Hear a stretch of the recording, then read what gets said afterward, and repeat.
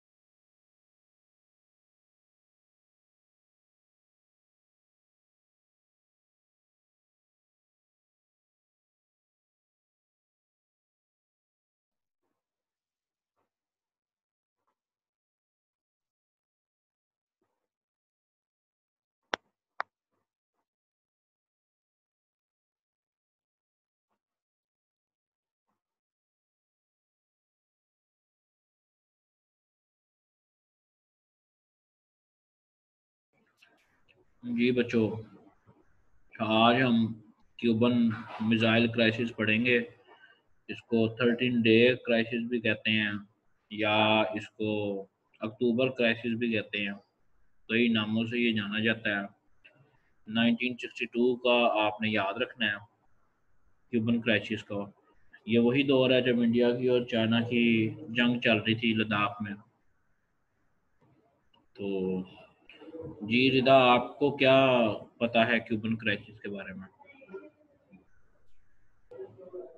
Sir, Cuban missile crisis है। Cuban एक Caribbean सी के पास इलाका है, शोर पे। सर, ये 1959 के अंदर ये रशिया के साथ इसने अलायंस बनाई थी, यूएसएसआर के साथ। और मिलिट्री के लिए और डिफेंस के लिए ये डिपेंड करता था यूएसएसआर पर। यूएसएसआर और अमेरिका की कोल्ड वॉर चल रही थी, और जो complexion थी वॉर की, that was towards America, like America was about to face the victory। और यूएसएसआर रशिया ने क्या किया, उसने अपने जो मिसाइल्स हैं वो क्यूबा में भेज दिए और उनके शोर पे बिजली लगा दिए। अब जो यूएस का जो एक स्पाई प्लेन था, वो जब उसके ऊपर से गुजरा, क्यूबन के ऊपर से, क्यूबा के ऊपर से, उसने देखा कि यहाँ पर तो न्यूक्लियर मिसाइल्स लगे पड़े हैं। अमेरिका की तरफ उसने ये विजिट की, और अमेरिका ने फौरन अपने नेवी की उसको अलर्ट कर दिया, और उन्होंने कहा कि हम लोग इसको फेस कर देंगे। यानी एक बहुत बड़ी न्यूक्लियर कॉन्फ्रंटेशन होने लगी थी हिस्ट्री के अंदर। और फिर जो उन दोनों के दरमियान एक एग्रीमेंट हो गया, क्योंकि the world was no more, what doesn't want to face a nuclear confrontation anymore। और इस तरह से ये जो ओके, मामला है ये खड़ा हो गया, और ये खत्म हो गया। Okay, okay.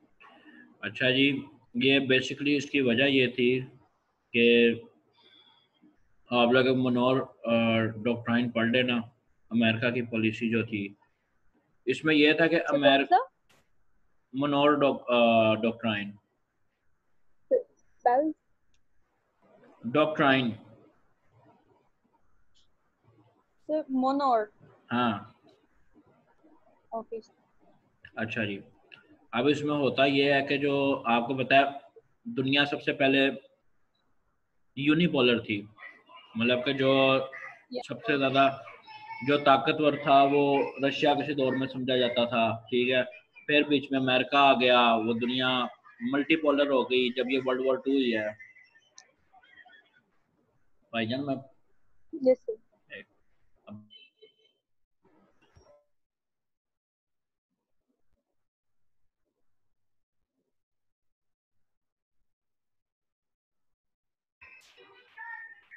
अच्छा जी, तो वर्ल्ड वॉर 1 हुई तब भी दुनिया एक तरीके से मल्टीपोलर हो गई, फिर उसके बाद वर्ल्ड वॉर 2 हुई तब दुनिया मल्टीपोलर थी, ठीक है। फिर उसके बाद दुनिया बाइपोलर हो गई। जब 1945 का हुआ उसमें जापान को ठीक ठाक नुकसान उठाना पड़ा, ठीक है। जर्मनी के 2 टुकड़े हो गए, फिर उसके कितने साल बाद जब आपको पता है यूनिफिकेशन ऑफ जर्मनी हुई थी, जर्मनी ईस्ट जर्मनी और वेस्ट जर्मनी में तकसीम हो गया था। एक वेस्ट जर्मनी जो था वो अमेरिका के कंट्रोल में चला गया था, जो ईस्ट जर्मनी जो था वो मेरे ख्याल में यूएस के पास था, ठीक है। और सॉरी, ये ईस्ट जर्मनी रशिया के पास था, वेस्ट जर्मनी अमेरिका के कंट्रोल में था। तो इस तरह ही पूरी दुनिया ही इन्होंने बांट ली थी और दुनिया यूनिपोलर बायपोलर हो गई थी। बायपोलर में ये था कि पहले तो काफ़ी अलायंसेस थी जो आपस में कहती थी कि हम लोग लड़ेंगे। जर्मनी का कितना बड़ा नाम था, ठीक है। जापान अपने आप को क्या समझता था, इटली अपने आप को क्या समझता था। तो करते कराते ये अब पीछे रह जाते हैं गेम में रशिया और अमेरिका। इनके दरमियान हमने कोल्ड वॉर सारी डिस्कस की हुई है, एक एक टॉपिक हमने बड़े अच्छे तरीके से किसी भी बच्चे के सामने, मतलब आप कोल्ड वॉर का नाम लोगे या चीज़ें लोगे तो माशाल्लाह मुझे लगता है कि मेरी क्लास जो है उसको इन सब चीज़ों का बड़े अच्छे तरीके से पता होगा। एम्बार्गो का हमने वो भी पढ़ा जी हुआ है, जी हमने बिल्कुल सर। हमने ब्लॉकेट पढ़ी हुई है, ठीक है।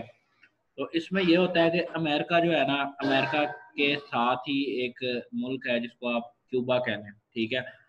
अब क्यूबा के जो बढ़ते कदम थे ना वो कम्युनिज्म की तरफ थे, और अमेरिका आपको पता है वो शुरू से ही एक डेमोक्रेटिक कंट्री है, और उसको बड़ा ये बुरा लगता है कि दुनिया जब कम्युनिज्म से तरह वो कहते हैं कि दुनिया ना इतना वो लाइक नहीं करते, रशिया चाइना ये सारे।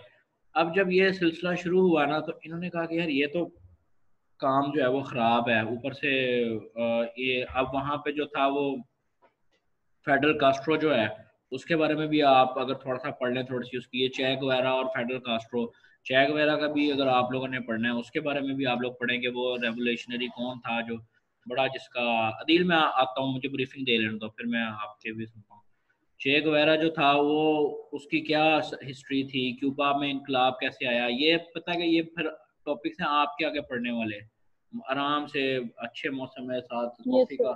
कॉफ़ी का कप रख के या चाय का कप रख के आप जब अब मौसम अगर से अच्छा हो जाना तो बड़ा मतलब शाम को छत की टेरेस पे बैठ के या किसी लाइब्रेरी में बैठ के इस तरह की चीज़ें पढ़े, आपको पता लगता है। मतलब अक्सर वो टी शर्ट्स के ऊपर आपने देखा होगा वो एक घुंघराले से बालों वाला एक उन्होंने करेक्टर लगाया होता है जिसको रेवोल्यूशन का एक साइन कहा जाता है, या एक अपराइजिंग का, या जिसको जैसे कि अब आजकल इन्होंने एक हम लोगों का सीजन चला था मनी हाइस्ट, वो मोस्टली आप लोगों ने देखा होगा। Yes sir. मनी हाइस्ट में प्रोफेसर। हाँ, प्रोफेसर भी था, और उसमें उन्होंने जो अटायर वो लोग लेके बैंक को लूटते थे ना उसको वो डाली कहते थे, जो स्पेनिश जुबान में जो मूछों वाला और सारा वो यस सर। वो कहीं कहीं उन्होंने कंसेप्ट जो है ना वो उठाया हुआ है इससे, ये चेक वगैरह से।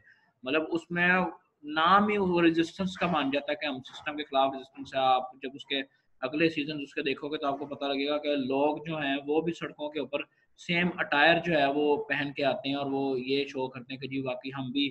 तो ये कैसे चेक वगैरह जो है ये कैसे जो है चे या उसका जो भी उसका नाम था उसका कैसे ये एक सिंबल बन गया रेजिस्टेंस का। तो ये सारा आप पढ़े। अब ये था कि जी अमेरिका की शुरू से ही आदत है कि ये ना दूसरे मामला में जो टांग अड़ाने में माहिर है, ये जो है ना पूरी दुनिया की फुप्पो है अमेरिका, ठीक है। इसने हर घर में इसने फसाद डलवाना है, ठीक है। कोई कोई भी कहता ना, कोई भी साढ़े खानदान का कोई भी बंदा खाला जी के फसाद तो नहीं बचया, ठीक है। तो ये भी अमेरिका वो है जिसने तकरीबन दुनिया में हर जगह जो है ना हर घर में लड़ाई जरूर डलवाई हुई है, ठीक है ना। वो इसलिए टर्म भी बन गई थी कि जी जो कुछ करवा रहा है या करवाना अमरीका ही करवाना है। तो अमेरिका जो है वो इसने वहां पे एक फजूल सी, इसने एक जिससे आप कह लो अंडर एस्टिमेटेड और जिससे आप कह लो फ्यूटाइल अटेम्प्ट की, इसने बे ऑफ पिग्स के नाम से इसने एक ऑपरेशन वहां पे किया, जिसको नाम दिया गया बे ऑफ पिग्स का, कि वहां के ही पुराने जो रेवोल्यूशनरीज थे जो फाइडल कास्ट्रो के अगेंस्ट थे, इसने उनके उस टॉपल करने के लिए ना इसने वहां पर एक मिशन करवाया जो कि फेल हो गया, जिसको बाद में बे ऑफ पिग्स के नाम से जाना गया, जो कि वहां की गवर्नमेंट को टॉपल करने का और वहां का जो रेवोल्यूशन का सिस्टम है उसको हैम्पर करने के लिए, रोकने के लिए किया गया था। बे ऑफ पिग्स भी आप लोग पढ़ लेना, माशाल्लाह जो चीज भी लिखते हो वो फौरन ही अब तो हर चीज डिटेल में आ जाती है। ये इसलिए कर रहा था क्योंकि ये एक तो ये चाह नहीं रहा था कि इसके रीजन के अंदर जो है ना मेरे ख्याल में कोई गलती मेरे से होगी तो आप लोग देख लेना, साउथ अमेरिकन रीजन जो है ना उसके अंदर ही है ये क्यूबा, ठीक है, अर्जेंटीना और ये सारे सिर्फ फ्लोरिडा के साथ है 90 माइल्स के डिस्टेंस पे। हाँ, पर इसका रीजन जरा चेक करो, ये नॉर्थ अमेरिका में है कि साउथ में है, मेरे ख्याल में ये साउथ अमेरिका में होना चाहिए if I am not wrong.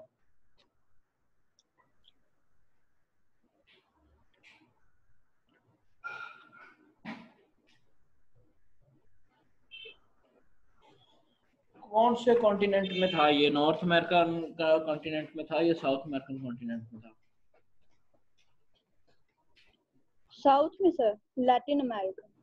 हाँ, तो फ्लोरिडा तो देख लो आप, उसमें होगा, नॉर्थ अमेरिका में होगा, मतलब ये कॉन्टिनेंट का चेंज है, लेकिन ये है कि फिर भी ये बहुत करीब है एक दूसरे के ना, मतलब अगर आप अर्जेंटीना के सामने देखोगे तो क्यूबा है, तीसरी तरफ आपको एक और मुल्क नजर आएगा। खैर ये मैप्स का हम लोग इसमें फिर ये होता है जी कि ये फ्रस्ट्रेटेड अटेम्प्ट करता है वहां पे। नॉर्थ अमेरिका ही है। नॉर्थ अमेरिका के साउथ अमेरिका है? क्यूबा जो है उसको देखना ये साउथ में होना चाहिए। अच्छा चलो इसको भी देख लेते हैं। अच्छा सर नॉर्थ में है।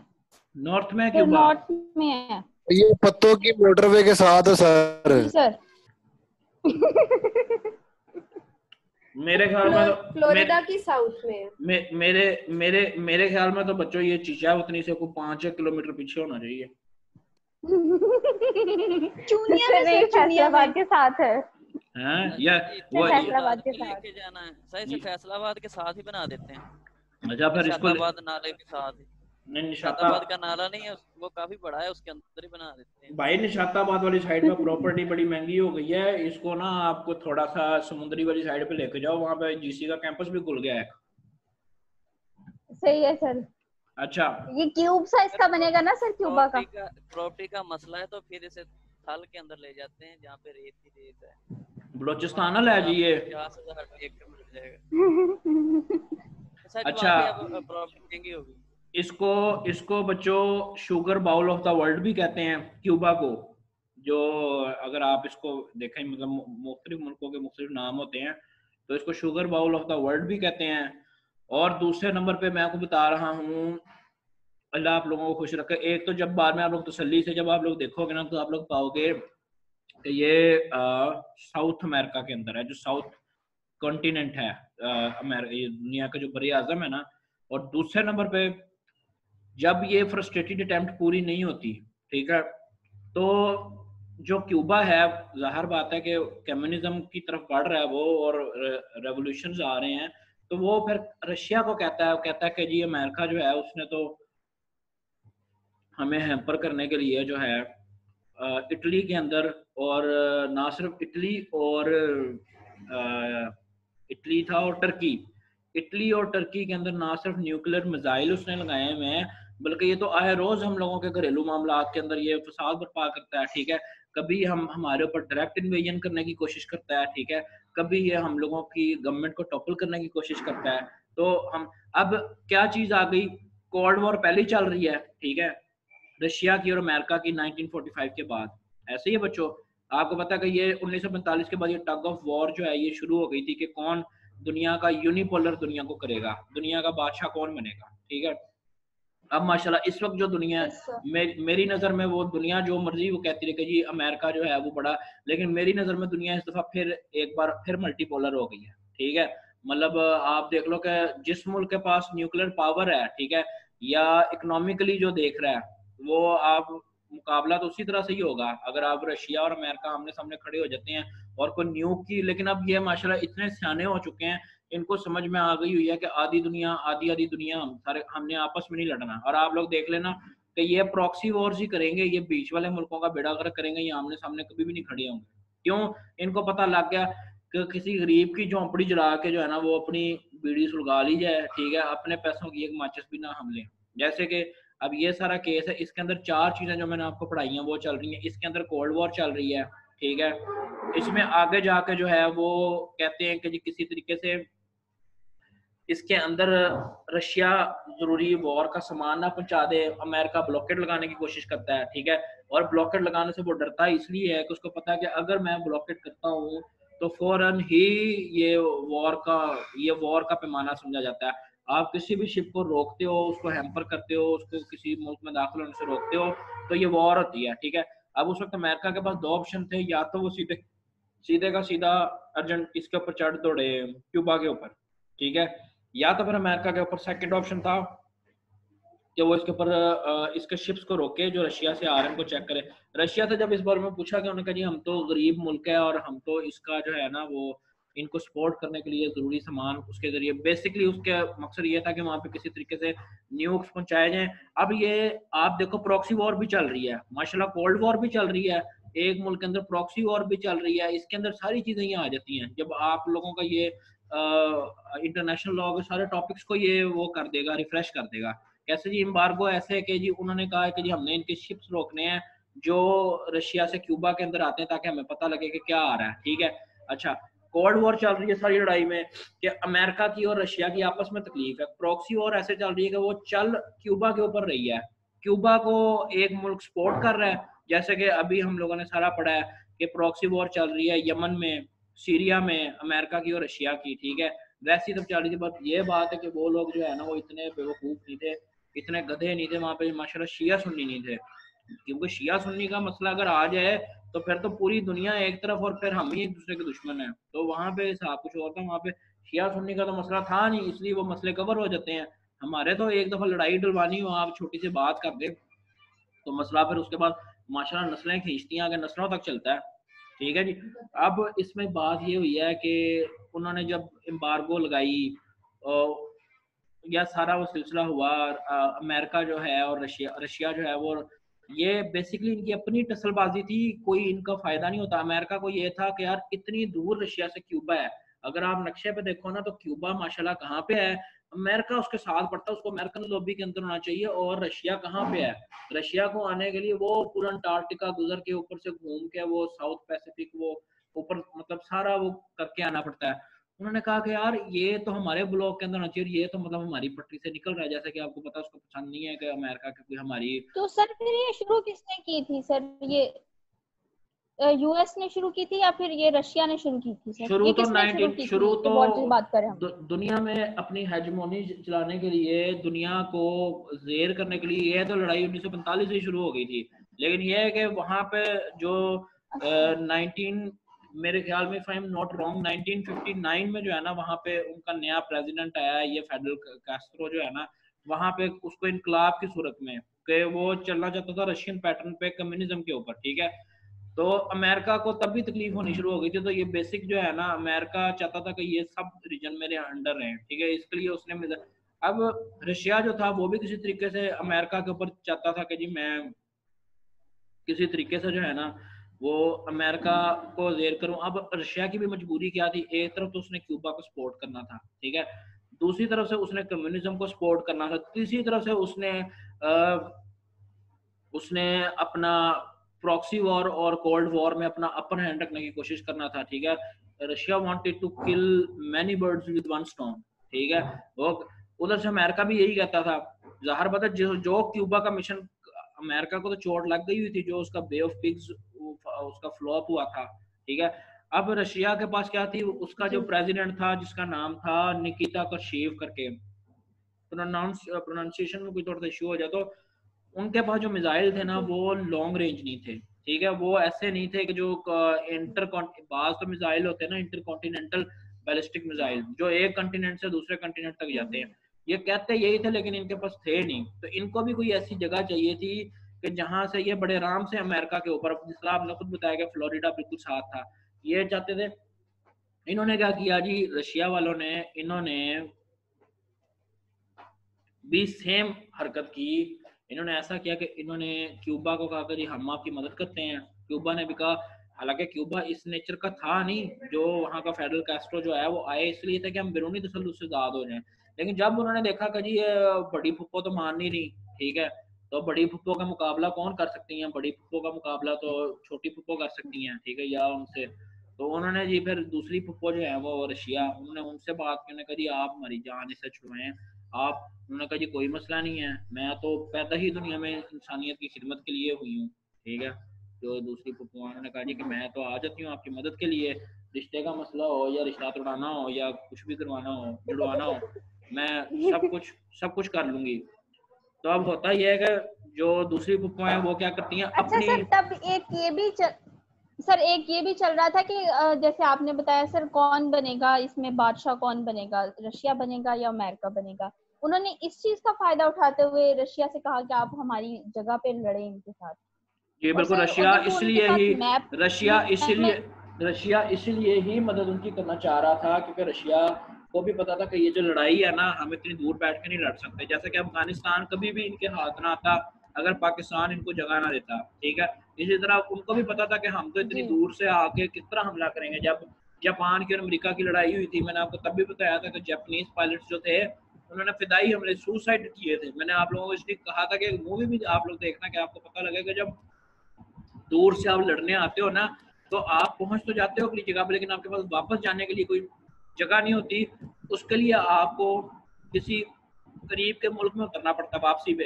तो जब जापान ने हमला किया था अमेरिका के ऊपर, जब ये पर्ल हार्बर के ऊपर हमला हुआ था 1945 में, जिसके बाद इन्होंने उन पे न्यूक्लियर अटैक किया था, वो मूवी अगर किसी ने देखी होगी तो आपको पता होगा कि वो सब के सब ही अपने सर के ऊपर कफन बांध के आए थे। देखी थी।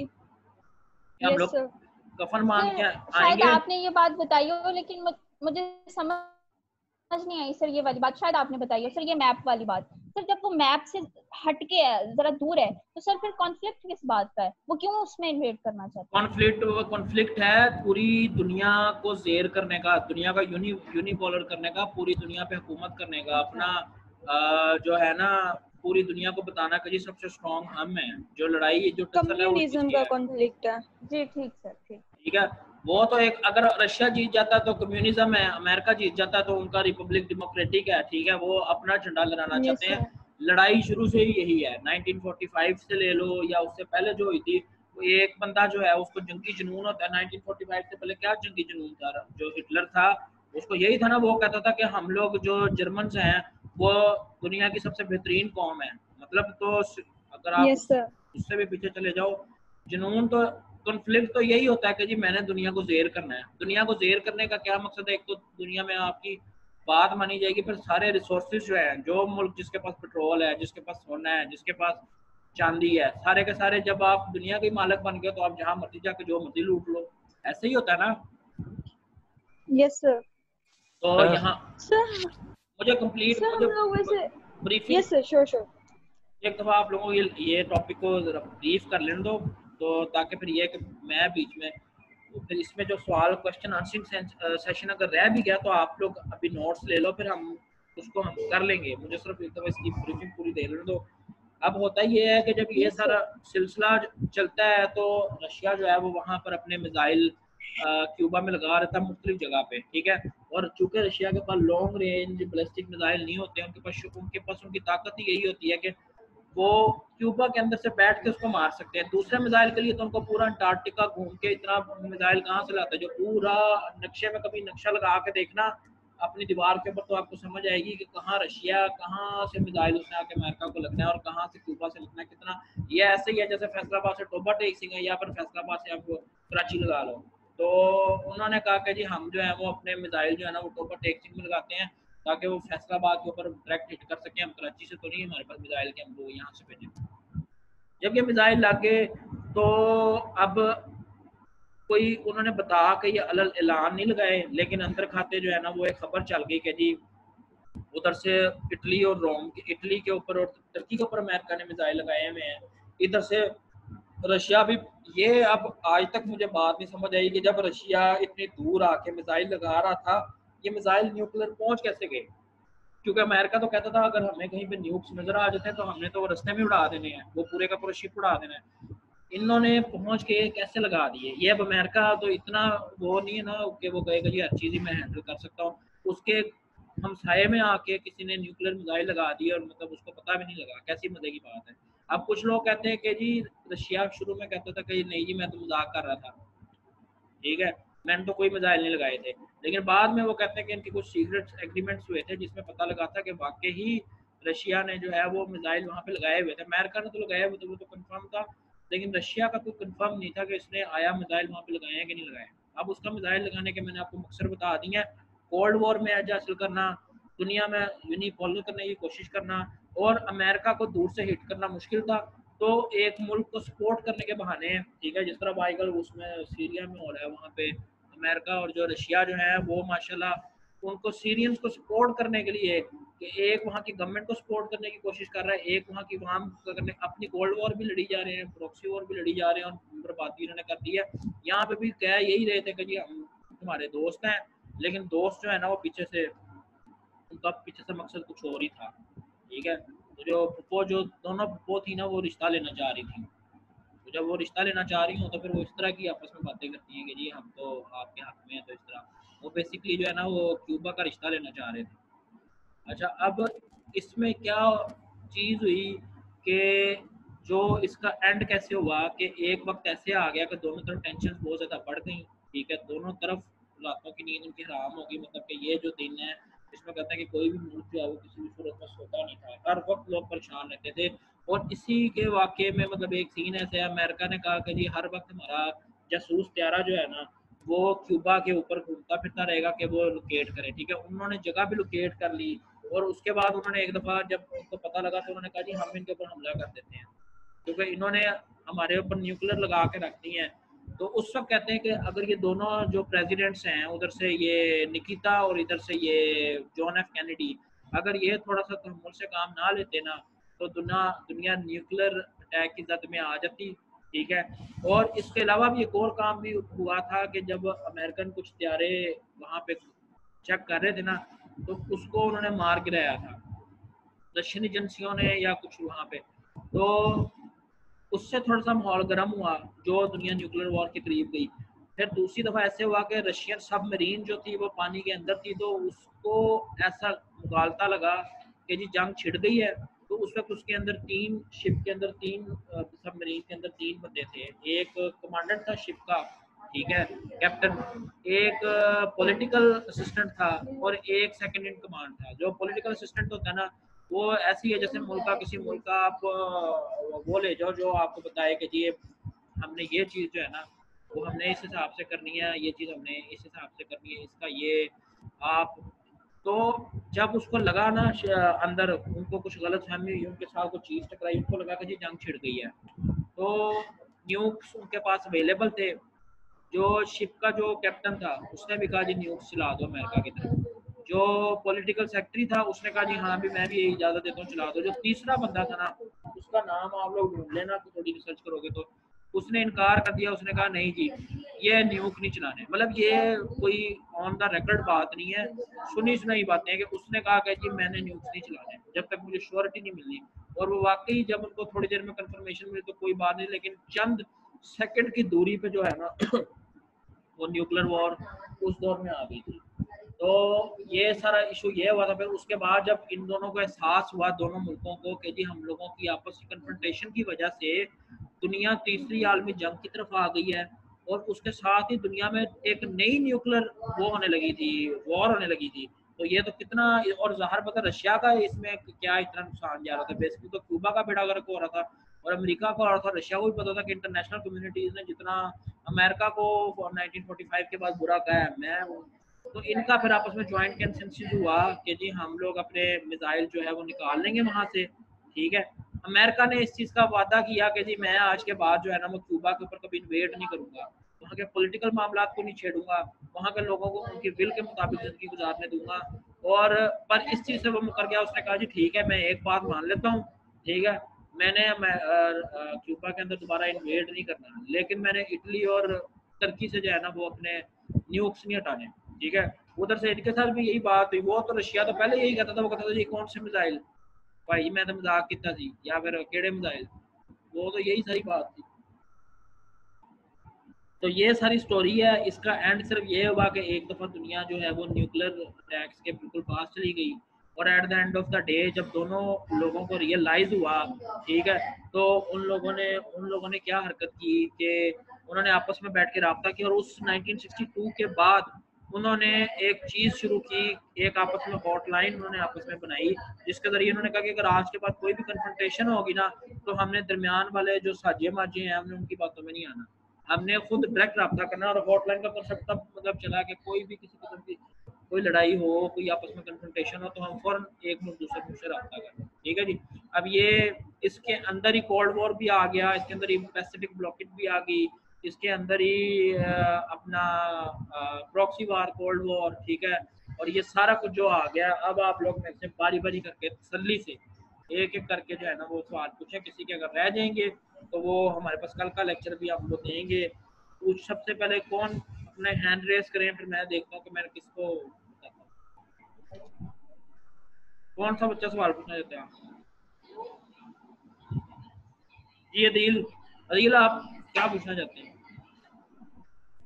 सर एक्चुअली मैं थोड़ा सा ना बात में अगर इजाजत हो तो ऐड कर दूं। जी जी करें। सर इसमें जो पहले था ना 59 से पहले जो रजीम था, तो उस वक्त के जो डिक्टेटर थे, तो सर वो पे उन्हें अमेरिकन कहा जाता है। तो सर तुम्हारी आवाज बिल्कुल क्लियर नहीं है, ये मेरा पंखा बंद करना पड़ेगा। अदील तुम्हारी आवाज नहीं क्लियर आ रही। अब मेरी आवाज आ रही है? हाँ थोड़ा ऊंचा बोलो और आहिस्ता बोलो। सर 59 से पहले जो वहाँ पे एक डिक्टेटरशिप थी, वो वहाँ पे बादशाह था, उसे अमेरिका कहा जाता था कि वो अमेरिका का जिसे आप कहते हैं मुरीद है। उसके बाद जब 59 में उसका एक इनकलाब आता है, तो जो इनकलाब लाने वाला है तो वो कम्युनिज्म था। जब कम्युनिज्म आता है तो वो तमाम जायदादें थी ना, उसे सरकारी तहवील में लेना स्टार्ट कर। अदील मुझे तुम्हारी आवाज़ सुनने में बहुत प्रॉब्लम हो रही है, तुम्हारी आवाज़ बहुत स्लो आ रही है। बच्चों बाकी आप लोगों को ठीक आ रही है तो बच्चा नहीं, हमें भी नहीं आ रही है, ऐसा लग रहा है जैसे कह रहे किंग बोहेमिया था। अच्छा ठीक है जी जी अदील। सर अब क्लियर आ रही है कि नहीं आ रही सर अब आवाज मेरी? जब तुम यूं कह रहे हो कि क्लियर आ रही है तब क्लियर आ जाती है, उसके बाद फिर डाउन हो जाती है। सर ये अब मैं इसमें क्या कर सकता हूँ सर? आप जो अपना माइक है ना, अपना माइक है उसको बिल्कुल अपने मुंह के करीब करके बात करें जितनी देर आप बात करें। बिल्कुल मैंने अब हेडफोन लगा लिया है, हेडफोन के साथ भी ये मसला अगर हो रहा है तो फिर सर जी जी बोले, कैरी तो ऑन। अच्छा सर 59 से पहले जो डिक्टेटर था उसे बटिस्टा रजीम कहा जाता है। तो सर वो अमेरिकन था सारा, जिनके अमेरिका का मुरीद था, जो भी अमेरिका की उसके ऊपर मनोवती थी। लेकिन 59 में जैसे ही इनकलाब आता है, जो इनकलाब लाने वाला वो कम्युनिज्म था, उसने तमाम जो अपनी जायदादें थी प्राइवेट हैं, और अमेरिका ने वहाँ पे एक काफ़ी हद तक इन्वेस्टमेंट की हुई थी, तो उसने उसे सरकारी तहवील में लेना स्टार्ट कर दिया। अब जो वहाँ से काफ़ी ज़्यादा लोग थे, वो उन्होंने माइग्रेशन वहाँ से इनके हिजरत वहाँ से स्टार्ट कर दी। तो वो उन्होंने उनका जो रुख था वो उसकी तरफ था, अमेरिका की तरफ, और वो यही जवाब पेश कर रहे थे कि हमें वहाँ से प्रॉपर्टियों से बेदखल किया जा रहा है और हम अमेरिका में आना चाह रहे हैं। सर एक पॉइंट ये था जो उन्होंने रखा कि हम वहाँ से जो इस तरह के आ रहा है कम्युनिज्म है उसको परवान नहीं चढ़ने देंगे, और कम्युनिज्म को वहाँ से उन्होंने उखाड़ने की कोशिश की, लेकिन उसमें वो नाकाम रहे, क्योंकि इसके पीछे रशिया था कम्युनिज्म, और कम्युनिज्म उस वक्त में अपने पूरे अरूज में था और पूरी दुनिया में वो अपना असर पैदा करना चाह रहा था। और दूसरी तरफ अमेरिका था, अमेरिका ये चाह रहा था कि ये बिल्कुल ही हमारे साथ आ रहा है, तो इससे हमें नुकसान होगा, हमारी डेमोक्रेसी को इससे नुकसान होगा कम्युनिज्म के आने से। अगर हम इसे ना रोकेंगे तो फिर कम्युनिज्म के असरात हमारे मुल्क तक आ रहे हैं। तो इनके साथ जी जी जी जी। सर अब इन्होंने अपना पहला हमला किया, उसमें हमें ये नुकसान हुआ इनका, काफ़ी इनके 2 हथियारे तकरीबन जो है ना वो तबाह हो चुके थे। जी तो इन्होंने काफ़ी उन पॉइंट को इन्होंने एक वहाँ पे इनकलाबी खड़े किए, लेकिन वो वहाँ जो फेडरल था कास्ट्रो, उसको पता लग गया। अब उसने जी। तकरीबन जो पूरे इराक जो को इन्होंने उसके डाला। लिए फ्रस्ट्रेटेड अटेम्प्ट भी की थी, जिसको बे ऑफ पिग्स के नाम से कहते थे। अच्छा बच्चों, आप लोगों का ना लेक्चर खत्म होने वाला है। रिदा हो गई, फातिमा, आप लोग सब जो है ना वो अपने क्वेश्चन जो है वो फिर इंशाल्लाह हम लोग कल पे डाल लेते हैं, क्योंकि आज तो ये मेरा मेरा ही ब्रीफिंग जो है वो इतनी ज़्यादा, क्योंकि टॉपिक ये एक दिन में कवर होने वाला था ही नहीं। तो ये टॉपिक काफ़ी लंबा था, मैंने इसको कोशिश करके आज ही सिमटा दिया ताकि हम इसका कल क्वेश्चनिंग आंसरिंग सेशन रख लें। ठीक हो गया बच्चों? Yes sir. कल तक आप लोग जो है ना वो इसका वो बे ऑफ पिग्स और वो सारा थोड़ा बहुत इसका सर आज जो आपने आउटलाइन